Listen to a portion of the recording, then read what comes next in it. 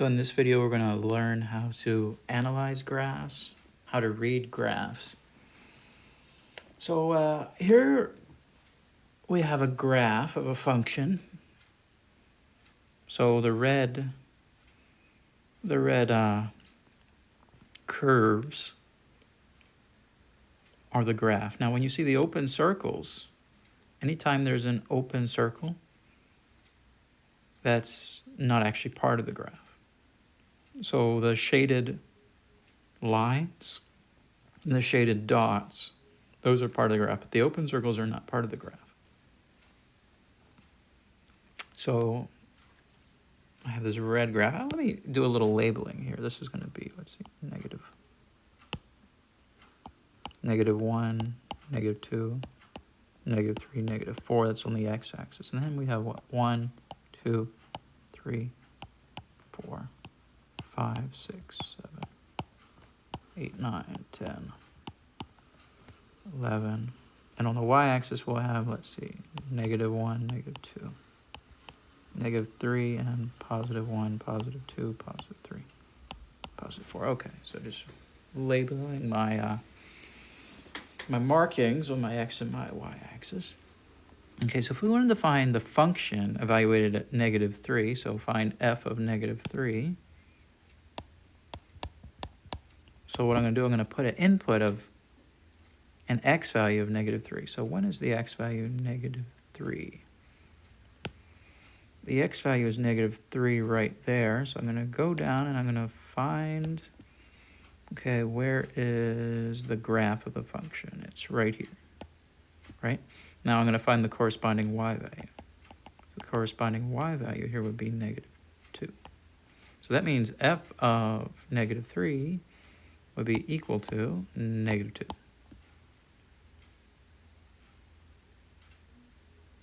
So let me hit some back buttons. So negative 2 is my answer. F of negative 3 is negative 2. So when the input is negative 3, the output y is negative 2.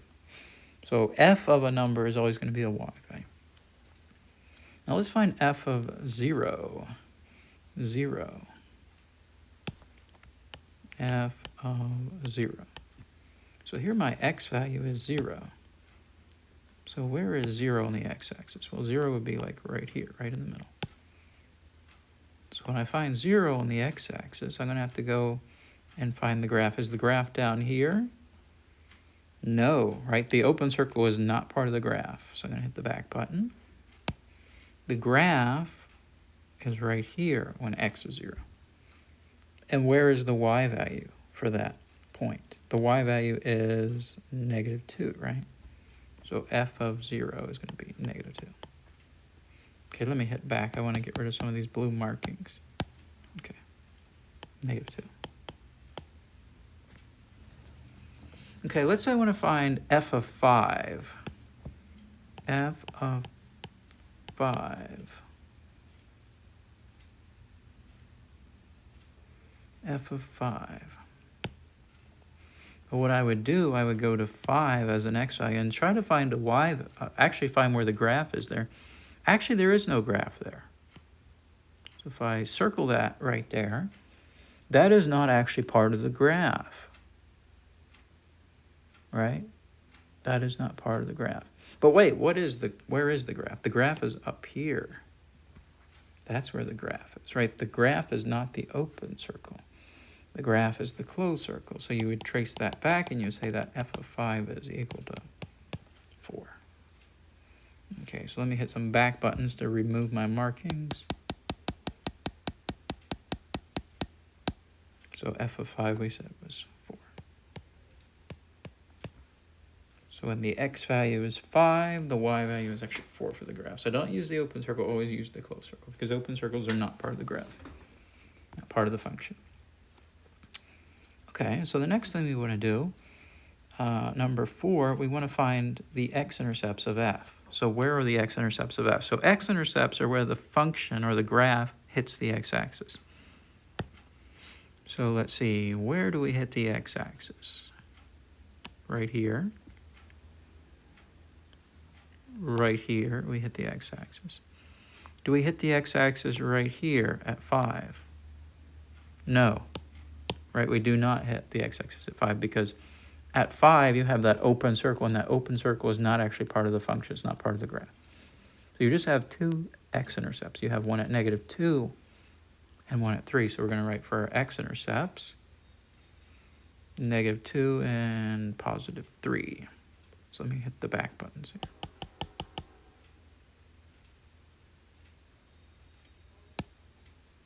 So I'm going to write x equals -2. That's one of them. And x equals +3. So we have two x-intercepts, one at -2, one at +3. So that was here and here once again. Okay, how about y-intercepts? Where does the function hit the y-axis? Well, you might think down here it hits the y-axis, but that is not the case, right? Because that open circle is not part of the function, it's not part of the graph. So it's only going to be one place. It's right here at -2, at y equals -2. So when y equals -2. Right there, in other words. That's the only place you hit the y-axis. Now, it turns out when you have a function, you're only going to ever have one y-intercept. And that's because for a function, for every x value, you're only allowed to have one y value. So you can't have multiple y-intercepts for a function. Now, other graphs that aren't functions could have multiple y-intercepts. But when you're dealing with just strictly a function, every x value is only allowed to have one y value. So you're only allowed to have one y-intercept. Okay. So we have evaluating the function at certain values. We have x-intercepts, we have y-intercepts. Okay, we want to do a little more with this, so let me do some erasing. Ask some additional questions about this graph we can work on.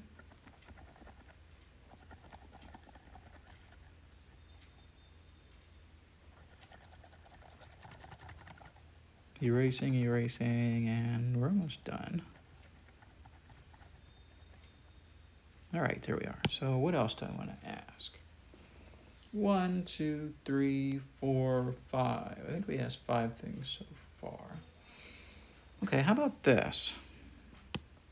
Let's call this a number 6. Get rid of that mark right there. Okay, number 6. Determine the intervals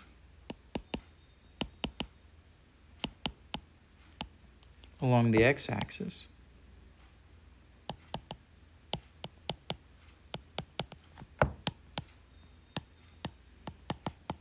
for which the functional outputs f of x are greater than 0, in other words, positive. Okay, and then after that we'll ask the question, number, let's call this 7, determine the intervals along the x-axis for which the functional outputs f of x is less than 0. In other words, when are the y values of the function negative? So first we're going to do positive. So when is the function positive? So I'm going to actually do a little shading here. I'll do this maybe in purple. So basically, the x-axis, everything below the x-axis is going to have a negative y value. Everything above the x-axis, the x-axis, everything above the x-axis is going to have a positive value. So my question is, where is the graph, where's the function positive? The function is going to be positive right here in this little purple shaded region.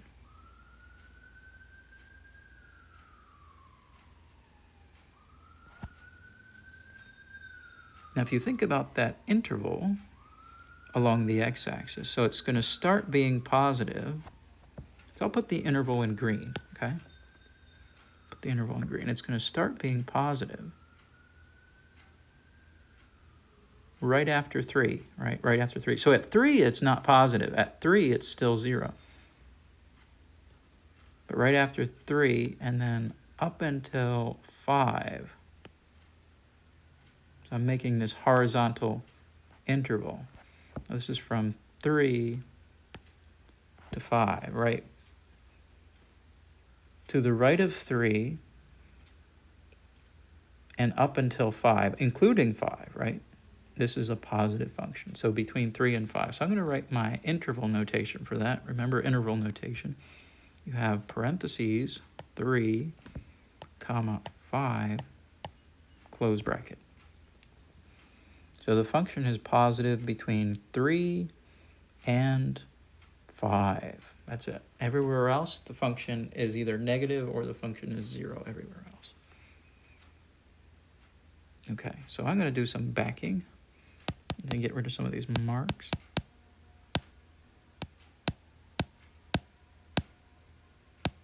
Okay, so that was from 3 to 5.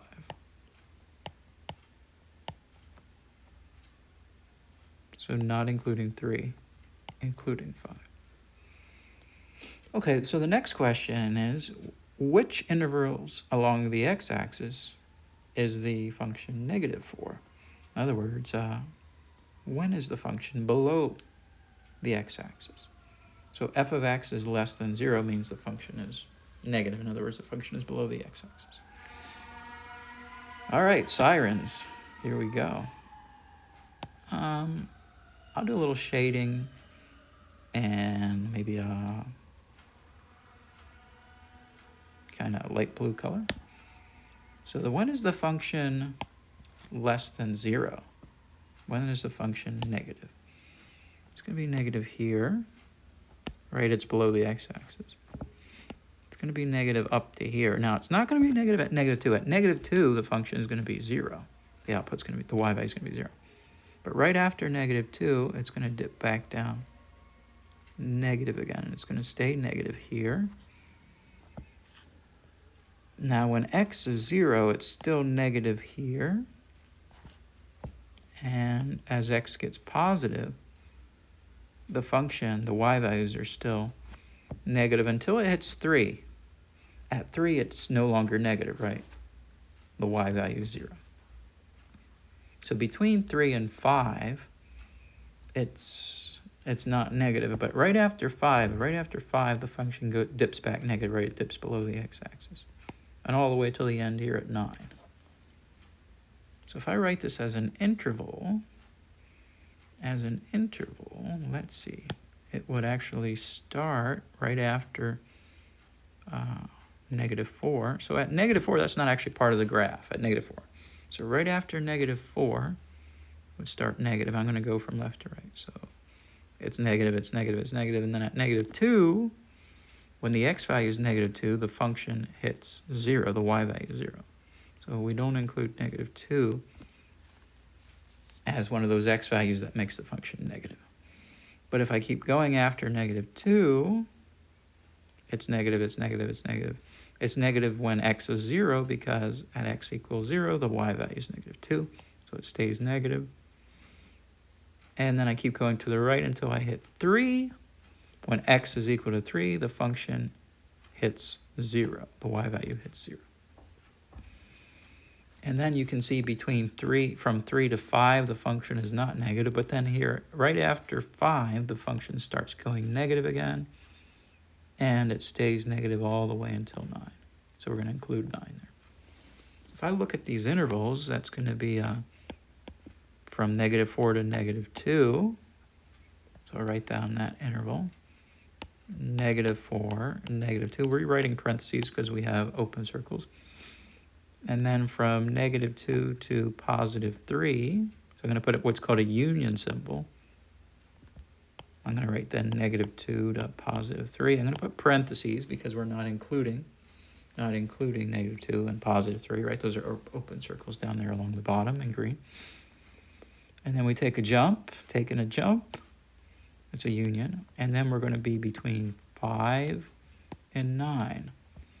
So for 5, we put a parenthesis since we have an open circle, and for 9, we put a bracket because we have a closed circle. So that'll be our answer right there. -4 to -2 with parentheses. Union -2 to 3 with parentheses. Union 5 to 9. Parentheses on the side of 5, bracket on the side of 9. Okay, so that's where the function is going to be negative. Now let me hit the back button with all this to get rid of some of these markings.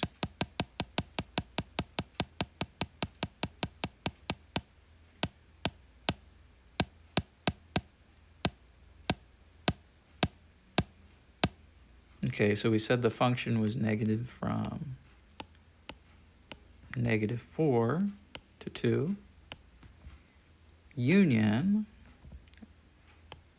2 to 3. Union 5 to 9, and we included 9, the endpoint. Okay.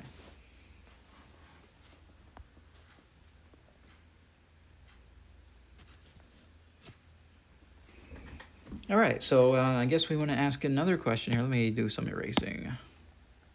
Let's talk about the domain of the function. The domain. Remember what the domain is. It's all those x values that the function uses up. All the x values that the function uses up. So that's what we'll do next. We'll do the domain of the function. After that, we'll do the range of the function. The range is going to be all the y values that the function uses up. So let's start with, first of all, the domain. So what number were we on here? 1, 2, 3, 4, 5, 6, 7, 8. Determine the domain of the function.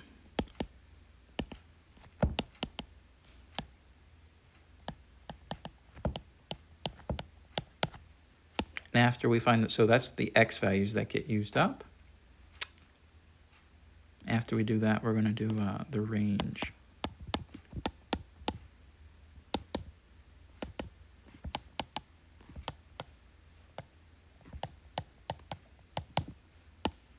That's all the y values that get used up. So these are the x values used up. And that's going to be intervals along the x-axis. And these are going to be y values that get used up. These will be intervals along the y-axis. It'll be a little more difficult to think about the range. Okay, so first for the domain, what x values get used up? So actually, we're going to start here on the left. The graph starts right near -4. Now, it doesn't actually include -4. It doesn't include -4. So it's going to go from -4, and it's going to keep going and keep going and keep going and keep going. Now, it looks like it stops here when x is 0, but actually 0 is included, right? Because right here, 0 gets used up on this closed dot. And it keeps going and keeps going and keeps going and keeps going and keeps going and keeps going and keeps going to the right. It looks like there's a break at 5, but 5 gets used up as an x value up here, this closed dot, and it keeps going. Keeps going to the right after 5, up until 9, and it includes 9. So if you think about everything that you got used up, it went from -4. Everything got used up until 9. And then it stopped at 9, including 9. So from -4, which didn't include -4, and then up to 9, and including 9. So as an interval, we would say those x values that were included were -4 with a parenthesis in front of it, comma 9 with a bracket after it. So all the x values from -4 to 9 got used up.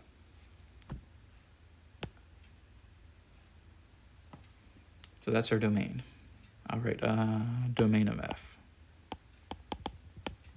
equals -4 to 9. Okay, now let me get some back buttons here. Get rid of some of my marks here that I've made on my graph. I do those for illustrative purposes. Normally, if I were, I don't know, taking this myself, like if I were back in school your age, I wouldn't be making all these marks, but for instructive purposes, it's useful. So we said that the domain here of the function consists of all those values between -4 and 9, and we're including 9, so we put a bracket on 9. We don't put a bracket on -4 because we don't include -4 as a used up x value because there's an open circle. Okay, now the range is a little bit more difficult to think about, so you have to go from bottom to top. From bottom to top. So imagine starting at the lowest y value. Where, if you start at the bottom of the function, it looks like it starts right here near -3. Now, does it actually include -3? No, right? That's an open circle. And as the function moves up, it's including all these y values here. It includes -2. I'm sorry. That's actually 0 as a y value. So it goes from -3 to 0, right? The y value there is 0. And it continues 0 to 4. And then there are no y values beyond 4 that are used up. So I'm going to say here at -3, we have an open circle, right? That's the lowest y value. That's the lowest y value. And as you move upwards, all these y values get used up until 4. And you include 4, so I'm going to put a closed circle there. So from -3 to 4, -3 to 4, all those y values will get used up somewhere on the function. So to indicate this, we're going to write the range. Those are the y values that get used up. The range of f is -3 to 4. We're not including -3, right? We're not including -3 because -3 did not get used up with that open circle. And 4, we're going to put a bracket around it. A bracket, because we did include 4 here with that closed circle up there. All right, so that is learning how to read a graph. And yeah, this is an important skill. An important skill here.